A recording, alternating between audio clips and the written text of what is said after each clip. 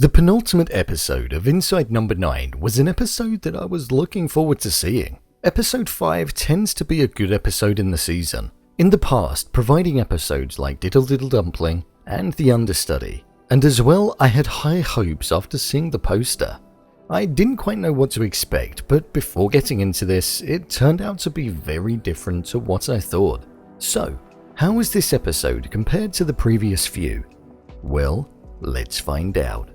Before I go ahead, make sure you go over to my Twitter @BrainPilot_ and tweet me what show or movie you'd like me to review next.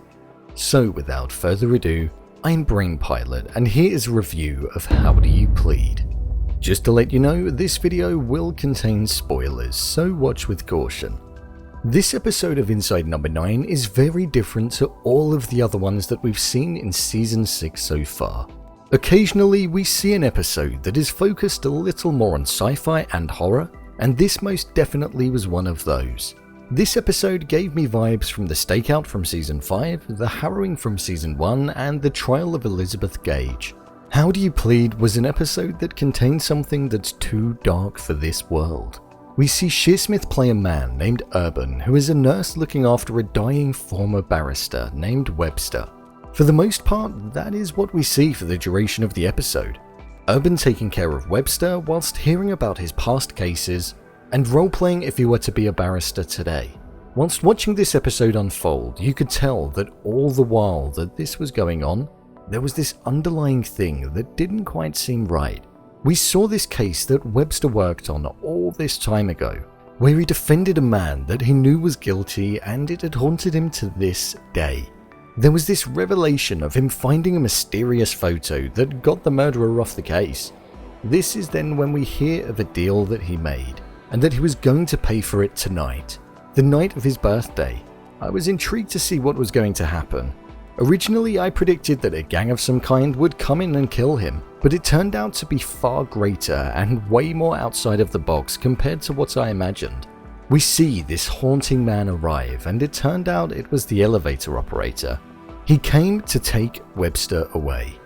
It turned out that Webster, all these years ago, made a deal with the devil, and the devil had now come to claim his life. This is when we see Webster's former career skills come out and twisted so that Urban was going to be taken instead, due to the fact that he was a nicer person and a cleaner soul, and that was clearly what they wanted down there.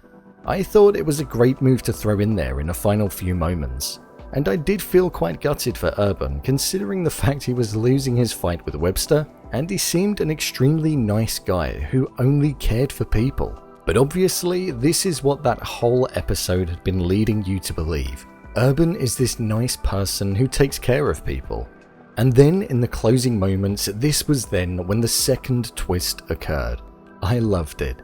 I thought the way it was executed with the sliding of the door and the camera panning along with it, the noise of the shutters clashing against the wall, and the change from Urban to Webster was really satisfying to watch. This was then when it turned out that Urban was not as pure and angelic as we were led to believe throughout the entirety of the episode.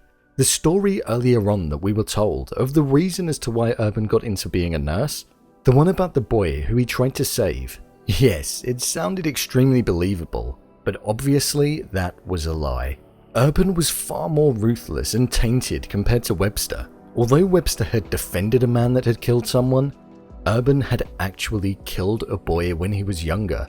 The choking on the orange was no accident. Urban was a bully and a murderer. I thought it was a great revelation and a good close to the episode, especially the final few moments where Steve Pemberton's character called out that he will be back for Urban someday. There were many elements of this episode that I did like, but also things that I wasn't really a massive fan of. I wasn't really a fan of the pacing of this episode. I found it to be a little slow compared to some others, and I didn't feel like much actually happened throughout the entire runtime. I understand it was about learning about these characters, as it's the personalities that separate them at the end, and obviously you need to know why. But I would have liked a little more excitement. Shearsmith did do a good job as this character, but there were points where it felt like a performance. It didn't feel like a real person, somebody that I could get behind and root for. I think maybe that's why the twist didn't hit as hard in the end, because there was always this edge about him. As well, the CGI at the end is something that I wasn't really a fan of. I think if you can't do it right, then don't do it at all. Maybe it was down to budget, but the red eyes that Pemberton's character had, I didn't really feel comfortable looking at. And also, when the elevator dropped down at the end, I wasn't a huge fan of the look of that either. Small things that I think can sometimes taint the episode, especially when they're right at the end. Overall, I think this episode was just okay. It's very different from many other episodes in the entire show, but once a season, it seems the pair dip their toes into a style that involves the supernatural, or beings that are too dark to grace this planet. This isn't necessarily my favourite style that the show does, I'd say it's far from it, but it does provide entertainment and, in this instance, a double twist at the end that was satisfying and enjoyable to watch. It's not my favourite episode. I don't even think it would be in the top half of all of the Inside Number 9 episodes, but I didn't mind it. I'd say it was just okay. Give it a watch and see if you enjoy it. So, there you have it. What I thought of How Do You Plead. What did you think? Leave a comment down below, and don't forget to subscribe. I'll see you next time.